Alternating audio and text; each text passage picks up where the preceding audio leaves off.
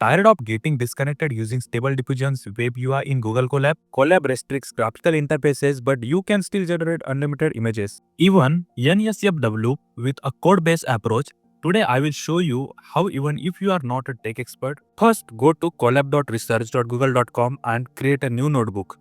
We'll be using code from Split Screen, the Colab notebook, and the diffusers documentation for easy reference, installing dependencies and basic code.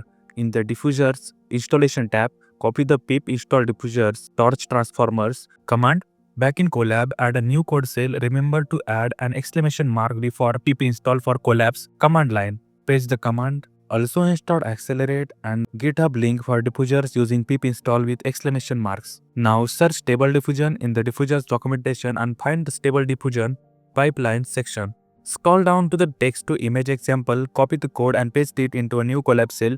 To display the generated image, simply add image at the end of the code. Understanding the code and running the basic example. This code imports necessary libraries and creates a pipeline using the Stable Diffusion 1.5 model. It sets the prompt, generates the image and displays it. Before running, ensures you are connected to a GPU.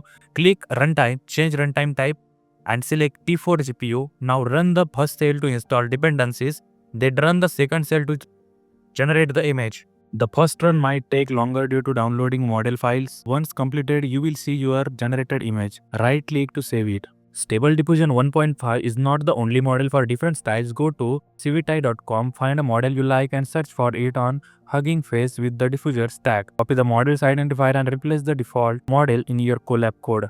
You can also customize settings like height, width, inference steps, and guidance scale. Find these parameters in the diffusers documentation. Set them as variables in your code for easier editing. For NSFW content, add pipe safety checker is equal to none to your code. Remember to define a negative prompt to refine your results. You can easily switch between models and styles by changing the model identifier.